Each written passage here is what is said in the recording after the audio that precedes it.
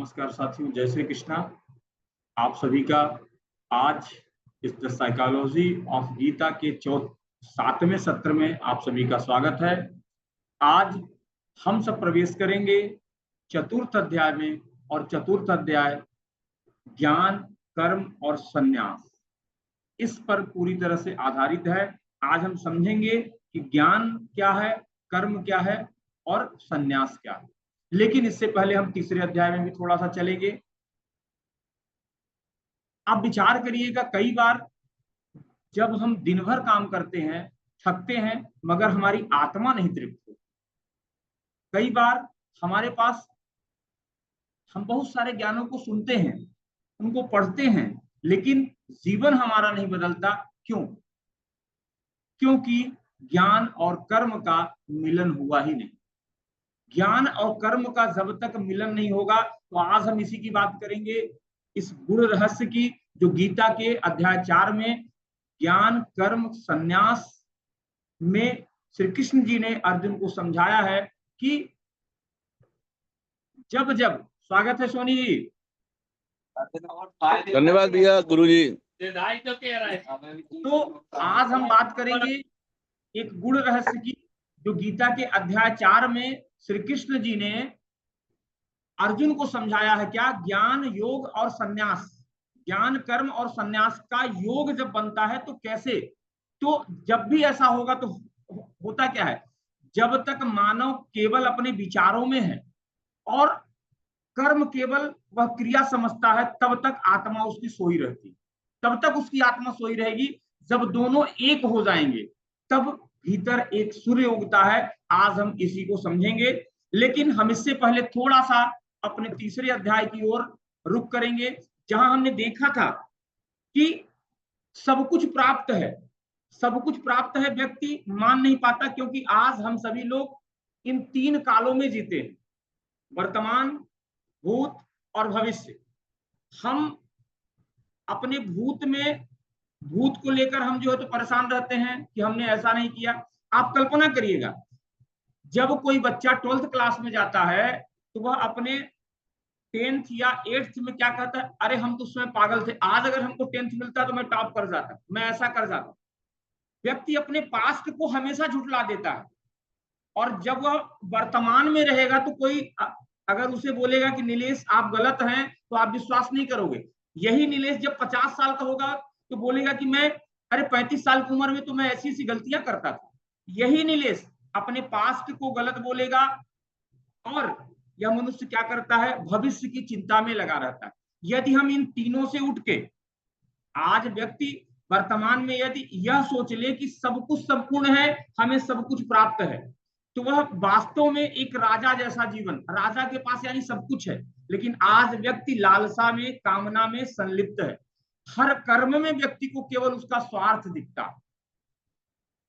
व्यक्ति राग और द्वेष को पाल के रखा है, उनसे आसक्ति लगा के रखा है। यह तीसरे अध्याय में हम लोगों ने देखा था।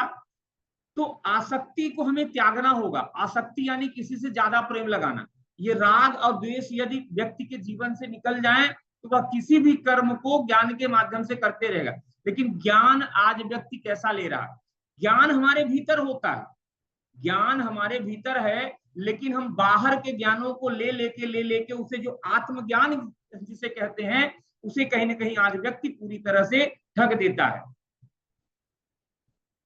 आज मनुष्य का जो ज्ञान है वो कहीं ना कहीं उसके कर्म के पीछे जो कामना छिपी हुई है वहीं तक उसका ज्ञान है।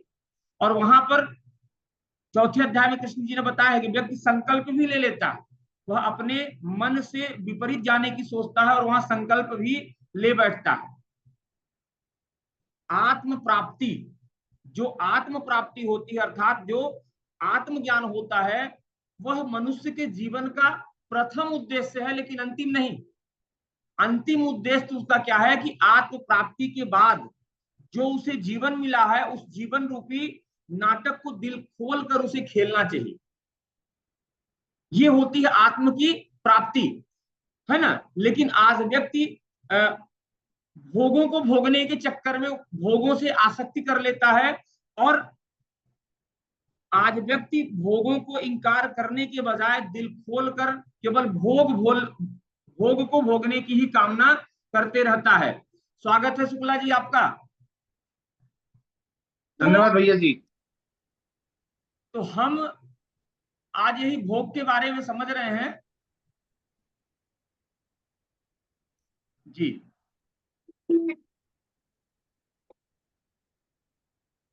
कहने का तात्पर्य है कृष्ण जी का कि मनुष्य को तो सिर्फ और सिर्फ कर्म, मतलब कर्म सिर्फ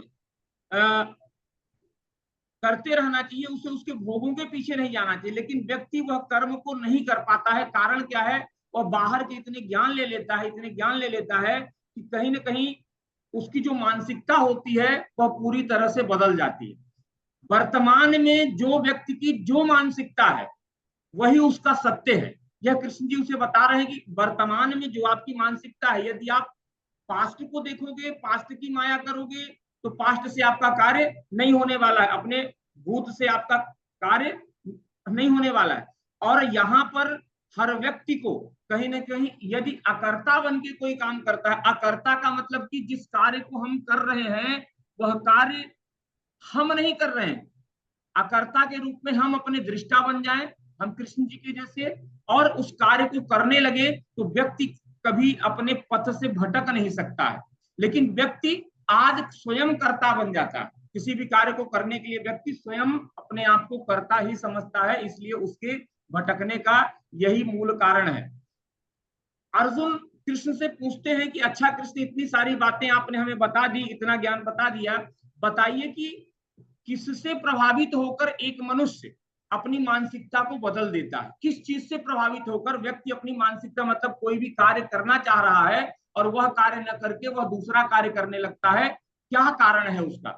तो कृष्ण जी ने यहाँ कितना सुंदर उनको बताया है कि उसका केवल और केवल एक कारण है, उसका रजोगुण।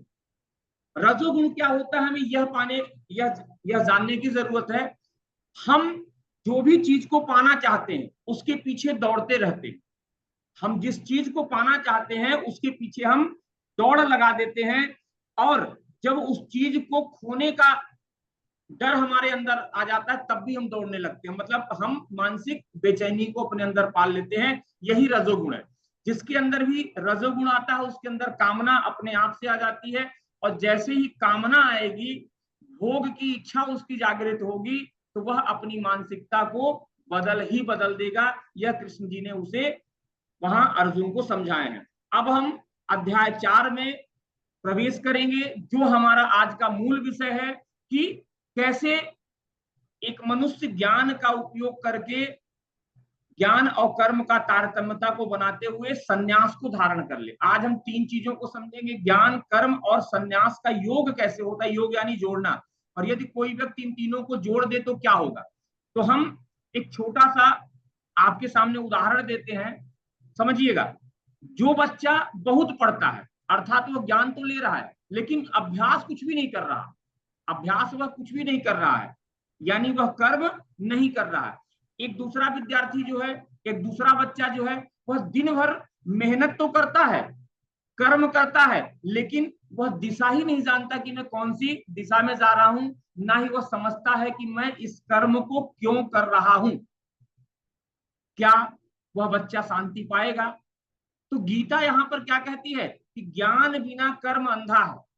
ज्ञान बिना, भाई कर्म हम करें तो किस दिशा में करें, हम कैसा करें? तो ज्ञान के बिना कर्म अंधा है, और कर्म बिना ज्ञान अधूरा है, क्योंकि हर ज्ञान के पीछे कर्म करना ही पड़ेगा। और व्यक्ति इस प्रकृति में जब से आया है उसे कुछ न कुछ कर्म करना ही पड़ेगा।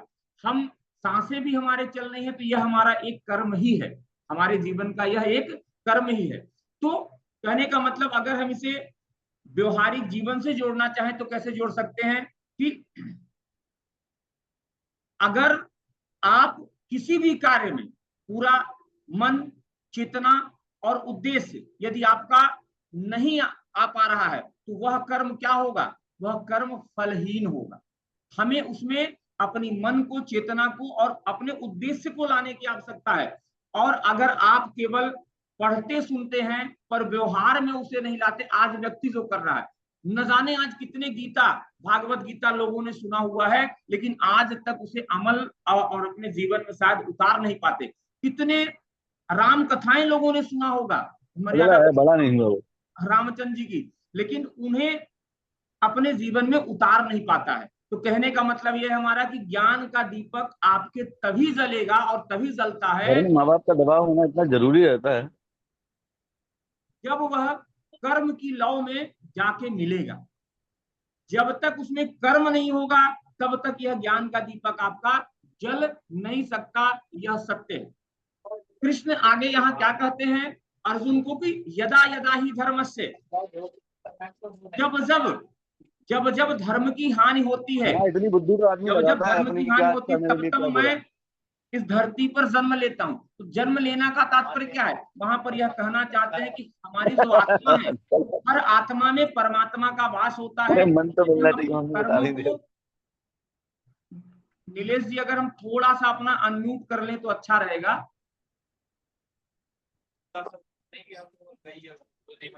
आज अपन है, अपन मजाक उड़ा रहे तो बताओ दूसरा, अपन तो अपने चलो तो अलग वही हिसाब से बोल रहे हैं, दूसरा और पता नहीं कैसा कैसा बोलता होगा। नीलेश जी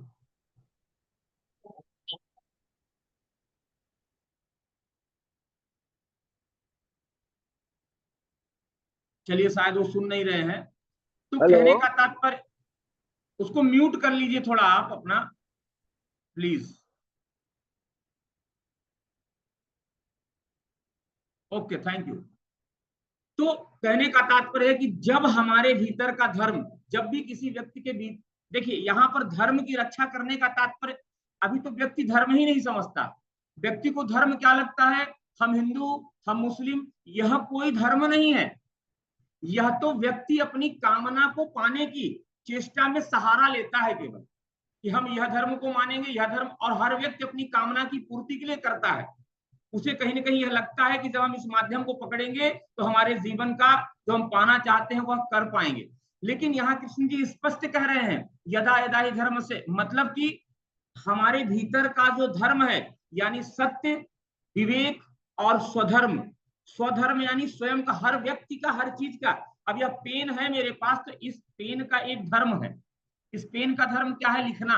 लेकिन यदि यह पेन आपको गाना गाने लगे तो यह अपने धर्म से, अपने पथ से भ्रष्ट हो रही कि नहीं हो रही। हर वस्तु का, जितनी भी वस्तुएं हैं, सबके कुछ न कुछ धर्म है। धर्म यह है। तो जो स्वधर्म होता है, जो सत्य और विवेक है आपके अंदर, वह जब खोने लगता है, अर्थात जब जीवन में संकट आता है, तब तब मैं व्यक्ति के आत्मा में परमात्मा के रूप में जन्म लेता हूं। यहाँ कृष्ण जी यह कहना चाह रहे हैं, अर्थात भगवान का जन्म कोई बाहर नहीं होता। भगवान का जन्म कोई बाहर नहीं होगा। हमारे जो इंटरनल अवतार, हमारे जो आत्म जागरण, हमारे अंदर ही ईश्वर का अवतार होता है। लेकिन यह कब होगा, जब हम अपने भोग को, कामना को, इन सारी चीजों को, जो हमारी वर्तमान की परिस्थिति है, यदि हम उसी में कर्म, बाहर के ज्ञान को परे रखते हुए, आज हम बाहरी ज्ञानों को लेने के कारण अपने जो आत्मज्ञान, इस मानव की यह खासियत है, मैं आपको बता दूं। आपने देखा भी होगा कि एक व्यक्ति, आपने शायद नास्ट्रेडेमस का नाम सुना होगा, वह 10,000 साल पहले और 10,000 साल बाद की भविष्यवाणी कैसे कर देते, कैसे। इस मानव के अंदर संपूर्ण ब्रह्मांड है, वह समाहित है, सारी की सारी दुनिया हमारे अंदर है। दो दुनिया, एक बाहर की दुनिया, एक अंदर की दुनिया। अंदर की दुनिया आपकी आत्मा सीधे परमात्मा से कनेक्ट है, यानी ज्ञान हमें कहीं बाहर से लेने की जरूरत नहीं है। जो ज्ञान हमारे अंदर है उसे हम कर्म में कैसे बदलें, यह महत्वपूर्ण है।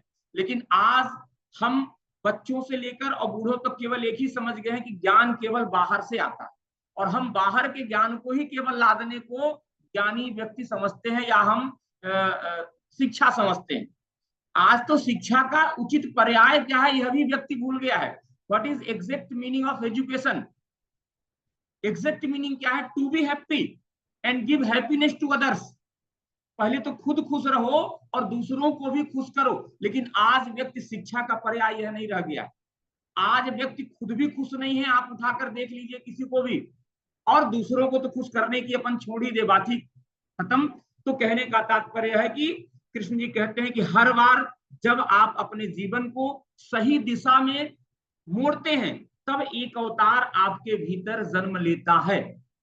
जब भी हम अपने आप को एक नई दिशा में मोड़ेंगे, एक नए मानसिकता को जन्म लेगी, लेकिन कैसी? स्वधर्म वाली। स्वधर्म वाली यानी खुद के धर्म को समझते हुए यदि हम अपने आप को मोड़ेंगे तब हमारा जन्म इस धरती पर हो जाता है। अब यहां हम देखेंगे कि गुण और कर्म के आधार पर कुछ हमारे वर्ग बनाए गए, जैसे 4 वर्ण बने हैं। यह जाति के आधार पर हम लोग को लगता है ये जो जातियां बनी है जाति के आधार पर नहीं, यह गुण और कर्मों के आधार पर बनी हुई है, ब्राह्मण, क्षत्रिय, वैश्य, शूद्र। यहां कृष्ण अर्जुन को समझाना चाह रहे हैं कि तू जाति से क्षत्रिय नहीं है, तेरे अंदर वो युद्ध की प्रबल भावना है, तू युद्ध करना चाहता है, तू विजय पाना चाहता है। तू यहाँ आके अचानक से भ्रम में पड़ गया है क्योंकि तेरे अंदर वह गुण है। और तेरा कर्म क्या है? तेरा कर्म है क्षत्रियता का, तुझे युद्ध करना चाहिए। तो आज हम ब्राह्मणों को ज्ञान, क्षत्रियों को शक्ति और साहस, वैश्य को सृजन और व्यापार, और शूद्र को सेवा और सहयोग। लेकिन जब यह अपने धर्म को नहीं समझते, दूसरे धर्म में जाते हैं, तो कहीं ना कहीं इसी को धर्म की हानि बोला गया है। और यहीं पर ईश्वर उन्हें आके उनकी अंदर उनका जन्म होता है, अवतार होता है। अब हम इसे खुद के ऊपर लेके देखने का हम प्रयास करें कि आज मैं किस भूमिका में सबसे ज्यादा था। हमें रोज अपना देखना चाहिए कि आज हमने क्या किया, किस भूमिका में आज मैं सबसे ज्यादा था। क्या मैं अपने कर्मों को अपने गुणों के अनुरूप किया या नहीं किया? जो हमारा गुण है, जो हमारा धर्म है, उस धर्म के अनुरूप हमने किया या नहीं किया। तो कहने का मतलब अब यहाँ पर कर्म और अकर्म बताना चाह रहे हैं। 3 चीजों को कृष्ण जी ने बताया, एक तो कर्म, एक अकर्म और एक विकर्म। विकर्म क्या होता है, अकर्म क्या होता है और कर्म क्या होता है? कर्म वह होता है कि जो भी हमारे सामने है, जो भी दिख रहा है करने को, और उसे यदि हम करते हैं तो वह हमारा कर्म है। विकर्म क्या है कि हमारे सामने कुछ कर्म तो दिख रहा है लेकिन हम उसे दुखी मन से करते हैं। आज व्यक्ति इसीलिए परेशान है। आज देखिए, जीवन में 2 चीजें हैं। एक तो व्यक्ति खुशी पाना चाहता है जीवन में अपने, समझिएगा, व्यक्ति खुश रहना चाहता है, ठीक, लेकिन वह खुशी मन से उस कार्य को नहीं करता। ये 2 चीजें हैं। यदि कोई खुशी पाने के लिए कार्य कर रहा है या खुश मन से कार्य कर रहा है, कौन ज्यादा सुखी होगा या खुशी होगा? जो खुशी मन से कार्य को कर रहा है उसके जीवन में शायद प्रसन्नता आएगी, लेकिन जो खुशी पाने के लिए कर रहा है उसके जीवन में कभी प्रसन्नता नहीं आएगी। क्योंकि जो खुशी पाने के लिए, मतलब जो कर्म है उसे कर तो रहा है लेकिन गड़बड़ मन से, एक भ्रमित मन से, एक दबाव वाले मन से, तो ऐसा व्यक्ति कभी सफलता तो पाएगा ही नहीं, वह विफलता ही पाएगा। और इसी को कृष्ण भगवान विकर्म कह रहे हैं। यह विकर्म है ना, यह विकर्म है। और अकर्म की परिभाषा देते हुए कह रहे हैं, अकर्म समझिएगा, अकर्म को लोग समझते हैं कि अकर्म ऐसे ही है। अकर्म का मतलब कि हम जिस भी कार्य को कर रहे हैं उसे हम यह न माने कि हम कर रहे हैं, हमें तो केवल दृष्टा बन के अपनी आत्मा में बैठना है। और क्योंकि यह प्रकृति का रहस्य है कि प्रकृति जिस कार्य को जब करवाना चाहती है, जिसके माध्यम से करवाना चाहती है, वह घटित होके रहेगा। क्योंकि सृष्टि का सृजन, जब सृष्टि का निर्माण हुआ था, सारी चीजों का सृजन हो चुका था। हमें यहाँ जितनी भी वस्तु दिखती है वह कहीं ना कहीं सबके अंदर एक समाधान होता है। यह पेन दिख रहा है, इसमें एक समाधान छिपा हुआ है, क्या? लिखने का समाधान। यह बुक दिख रही है, इसमें समाधान है ज्ञान प्राप्त करने का। जितनी भी चीजें हैं इस दुनिया में उसमें कुछ न कुछ समाधान। पंखा चल रहा, पंखा में समाधान है क्या? हवा देने का। लेकिन व्यक्ति को लगता है कि हम इन सारे कर्मों को कर रहे हैं। हमें तो दृष्टा बन के अपने कर्म को, जो दिख रहा है हमें सामने वर्तमान में, उसे करते रहो, लेकिन यह समझ के नहीं कि मैं कर रहा हूं। आज व्यक्ति शाबाशी लूटने में, अर्थात अकर्म को नहीं कर, हेलो, अकर्म को, तो यहां पर कृष्ण जी कर्म और अकर्म को समझाना चाह रहे हैं कि जो व्यक्ति कर्म में अकर्म और अकर्म में कर्म देखता है, कर्म में अकर्म और अकर्म में कर्म देखता है, वही व्यक्ति ज्ञानी है। मतलब जो हम कर्म कर रहे हैं वो हमने नहीं किया, मैं तो केवल देख रहा हूं, और जो अकर्म है उसे ही अपना कर्म समझ रहा है। मैं कर नहीं रहा हूं लेकिन होता जा रहा है सब परमात्मा, क्योंकि हर व्यक्ति के अंदर आत्मा में वह परमात्मा होती है, उसे केवल आत्म चेतना जागृत करने की जरूरत है। स्वागत है अखिलेश जी आपका। और जब हम कुछ न करते हुए भी, आज व्यक्ति जब कुछ न करते हुए भी अपने भीतर बेचैनी, द्वेष, क्रोध यदि वह रखता है तो वह भी उसका कर्म ही हुआ। तुम क्या कर रहे हो उससे ज्यादा जरूरी यह है कि तुम कैसे कर रहे हो। आज व्यक्ति क्या कर रहा है पर ही ध्यान देता है, लेकिन कार्य को कैसे कर रहा है इस पर ध्यान नहीं देता है। यह भी उसके दुख और समस्याओं का आज एक मूल कारण है। तो यहाँ कृष्ण जी अर्जुन को समझाते समझाते परेशान हो गए, लेकिन वह युद्ध करने के लिए तैयार नहीं है। वह कह रहा है कि मुझे ज्ञान और कर्म। तब जैसे व्यक्ति किसी को थोड़ा सा लॉलीपॉप देता है उसे उसमें, तो कृष्ण जी कहते हैं चौथे अध्याय में, सबसे पहले श्लोक में ही कहते हैं कि यह ज्ञान जो मैं तुम्हें दे रहा हूं यह एक गूढ़ रहस्य है। इसे हमने सूर्य को दिया था और सूर्य ने अपने पुत्र मनु को दिया और मनु ने अपने पुत्र इक्ष्वाकु को भी दिया। देखिएगा, अब उसे बहला फुसला रहे हैं, यह कर्म करने के लिए तैयार हो ही नहीं रहा है। तो उसके बाद फिर क्या होता है कि देखिए, नमस्कार शुक्ला जी। कृष्ण अपने को समझ रहे हैं, उससे कहीं ज्यादा बुद्धिमान अर्जुन। अर्जुन क्या कहता है कि हे प्रभु, आप तो मुझे ये बताइए कि आपकी तो इतनी उम्र भी नहीं है जितनी सूर्य की उम्र है, और आप कह रहे हैं कि आपने उसे ज्ञान दिया। अब कृष्ण जी यहाँ फंस गए, लेकिन कृष्ण तो कृष्ण है और कृष्ण तो सत्य है। तो कृष्ण जी ने कहा, भाई अब तू जब इस पर आ गया है तो मैं तुझे बताता हूं कि मैं कौन हूं। हमने सूर्य को कहा था योग, मैं हम चेतना है, हमारे अंदर चेतना है हम, और तुम केवल आज जो जन्म लिए हैं, आज बस के नहीं, मैं तो बंद हो जा फिर लगाते हैं। कई कालों कालों से मैं जन्म लेता आ रहा हूं। मतलब कि यह जो सूर्य है ना, यह सूर्य के अंदर चेतना तुमको लगता है कि नहीं है, लेकिन सूर्य के अंदर भी चेतना है। इस तरह से उसे समझाने का प्रयास कर रहे हैं कि मैं शाश्वत सत्य हूं, मैं कौन हूं, मैं कभी नष्ट नहीं हो सकता हूं। कृष्ण जी यहाँ कह रहे हैं कि मैं अविनाशी हूं, मैं अजन्मा हूं, मैं कभी आज तक हमारी मृत्यु नहीं हुई।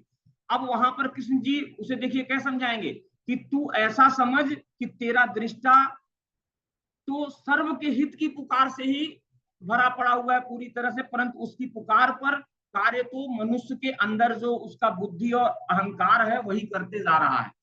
यदि तू अपनी चेतना को जागृत कर ले, परमात्मा का साथ यहाँ सबको चाहिए, लेकिन कैसे चाहिए पता है?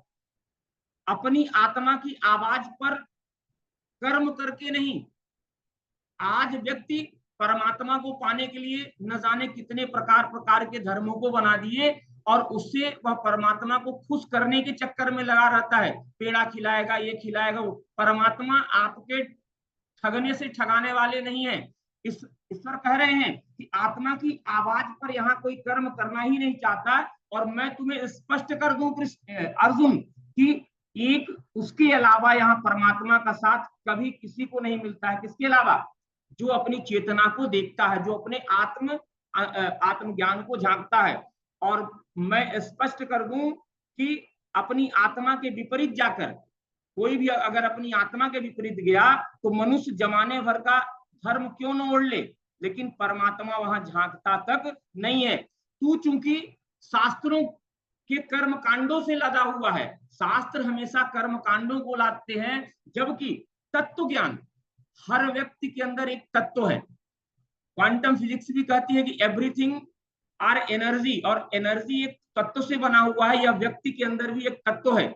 हर व्यक्ति का चेहरा देखिएगा, सारी चीजें दो लोगों के हाथों की फोटो खिंचवाएंगे आप, तो उनके फोटो में आपको समझ में नहीं आएगा कि ये किसका फोटो है, ये गौतम जी का है कि शुक्ला जी का। लेकिन चेहरा क्यों सबके अलग अलग है? क्योंकि सभी व्यक्तियों के जो तत्व है वह अलग अलग है। हर व्यक्ति इस धरती पर एक अनोखा और अद्भुत कार्य करने के लिए आया हुआ है। इसलिए तो यहां पर यही कृष्ण जी उसे समझाना चाह रहे हैं। और इस तरह से समझाते समझाते समझाते लास्ट में कृष्ण जी उसे ज्ञान, कर्म और संन्यास के बारे में वह बता रहे हैं। इसे समझने के लिए थोड़ा सा हम अपनी आंखों को बंद करेंगे और धीरे से हम भी अपनी आत्मा से जुड़ने का प्रयास करेंगे, और फिर हम उसके बाद ज्ञान, कर्म और संन्यास का असली रहस्य को समझेंगे, और फिर लास्ट में हम इस सत्र के समापन की ओर चलेंगे। आपका ध्यान आपकी सांसों पर है। आपकी सांसें आ रही हैं, आपकी सांसें जा रही हैं। आज हम अपने किए गए 3 कर्मों को आज हम याद करेंगे। जो भी हमने सुबह से अभी तक 3 कर्म किए हैं उसे हम याद करेंगे, और हर कर्म से हमें पूछना है, क्या पूछना है, क्या यह कर्म मेरे ज्ञान से जुड़ा था, क्या यह कर्म मेरे ज्ञान से जुड़ा था, या हमने बस ऐसे ही उसके कर दिया।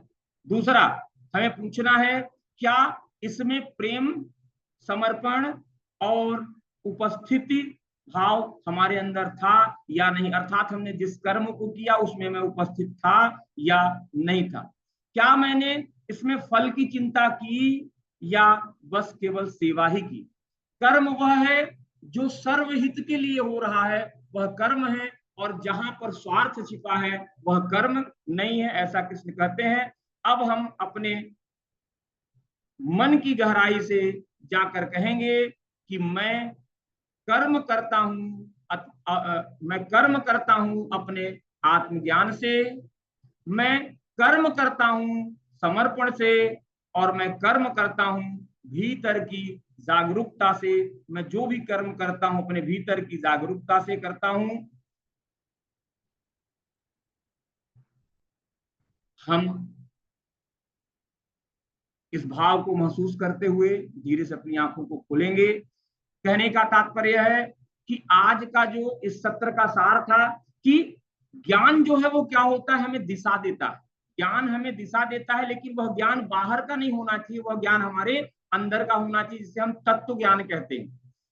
कर्म क्या करता है, कर्म आपका प्रयास है, कर्म हमारा प्रयास है। और संन्यास क्या है, संन्यास है समझ। हम यदि किसी चीज को समझ गए यही संन्यास है। संन्यास का मतलब यह नहीं कि हम साधु संत जटाजूट पाल लें तब हम सन्यासी, नहीं। हम किसी भी कर्म को ज्ञान प्राप्त करके, अर्थात सही दिशा में सही प्रयास के साथ और समझ के साथ यदि कहते हैं तो यही हमारा ज्ञान, कर्म और संन्यास का योग है। और यही आपके तीसरे अध्याय का सार है। कर्म को केवल करने से नहीं बल्कि आपकी चेतना से करना हमें सीखना चाहिए। आज का यही हमारा सार है। जब ज्ञान आपका कर्म से मिले तभी आपकी आत्मा जागती है, और तभी हमारे पास असली हम कर्म कर पाते हैं। इतना ही आज का सत्र था। आज के सत्र के समापन की मैं आप सभी से अनुमति चाहूंगा। आप सभी का हृदय की गहराई से धन्यवाद जो इतनी देर तक आप सभी लोगों ने इसे धैर्य से सुना। हम इसी अध्याय को कल एक बार पुनः और अच्छी तरीके से फिर से कुछ इसमें नया प्रकाश डालने का प्रयास करेंगे। तब तक के लिए आप सभी को जय श्री कृष्णा।